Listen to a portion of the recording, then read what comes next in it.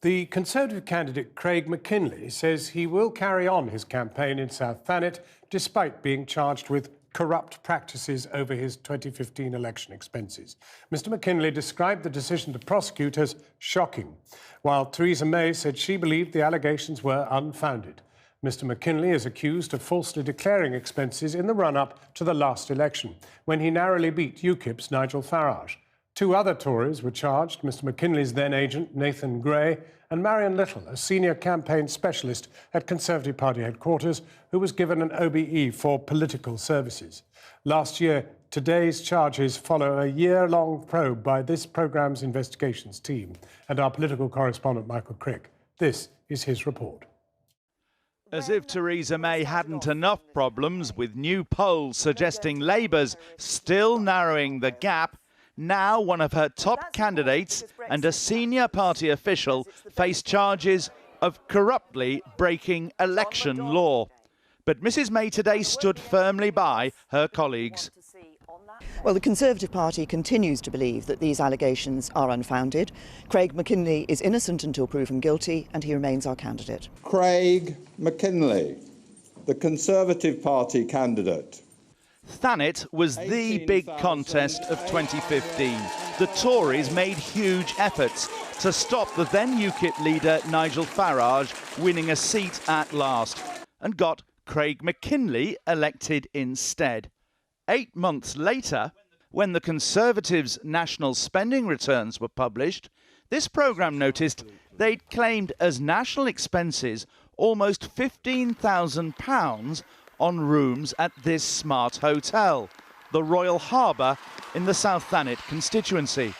And yet, the local expense limit for McKinley's campaign was only £15,016.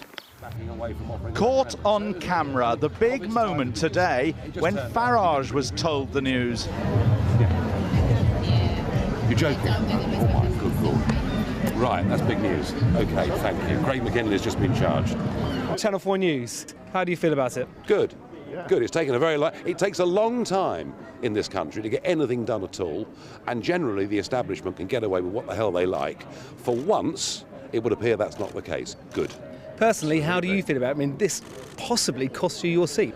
Well, I think it probably... I mean, we knew they would do anything to try and stop me. At the time, I felt very bitter about it. I never said so, but I felt very bitter about it.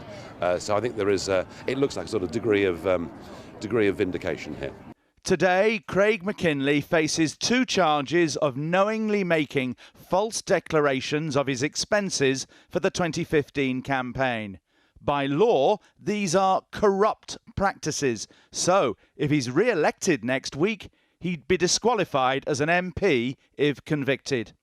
McKinley's then agent, Nathan Gray, faces 1 charge of knowingly making a false declaration and 2 lesser charges of failing to deliver a true return. Most interesting, Marion Little, top election strategist at Conservative HQ in London, who got an OBE for her work last year, faces 5 charges that she did aid, abet, counsel and procure McKinley and Gray in their charges. All 3 will appear at Westminster Magistrates Court on the 4th of July.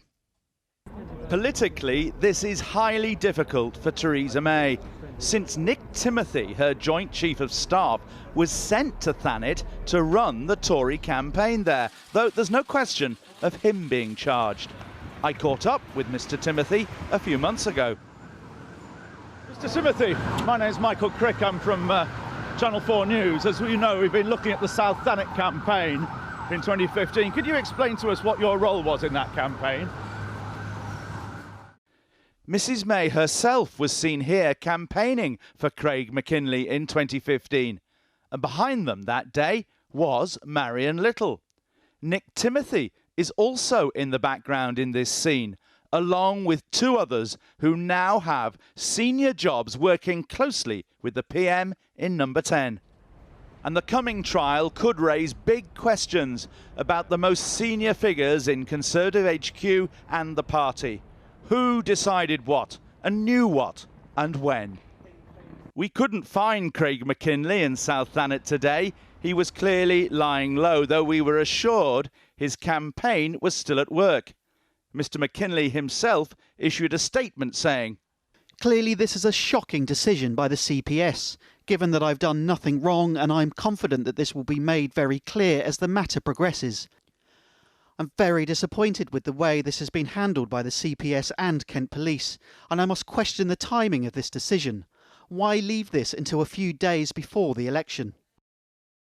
Today, Conservative headquarters issued a statement. The individuals remain innocent, they said, unless otherwise proven guilty in a court of law. They added there is a broad consensus that election law is fragmented, confused and unclear, with two different sets of legislation and poor guidance from the Electoral Commission.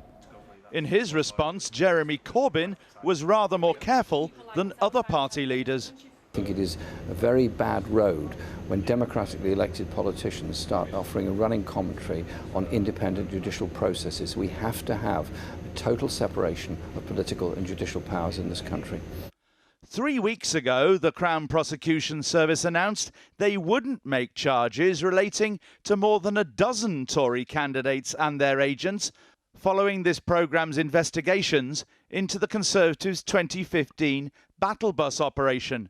But they left Craig McKinley's case until today.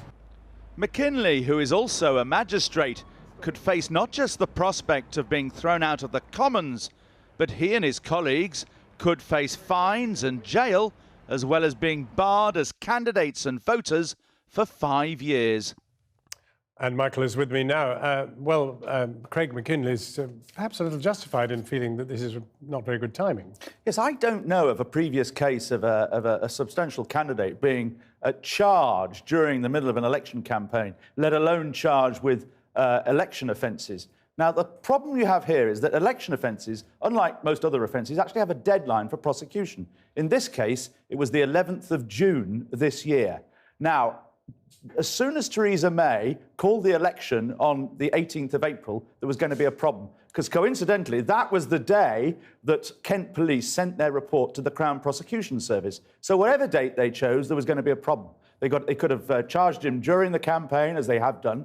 They could have charged him, I suppose, on polling day, which would have been even more awkward. Or they could have charged him the day after polling day, the 9th of June, because the 10th and 11th are the weekend. So whatever date they had made their decision, it was going to be a problem. These cases are pretty rare, aren't they? They are indeed. I mean, the last election expenses case against an MP or former MP was Fiona Jones, the Labour MP for Newark, way back in 1999. She was actually convicted, but then won on appeal and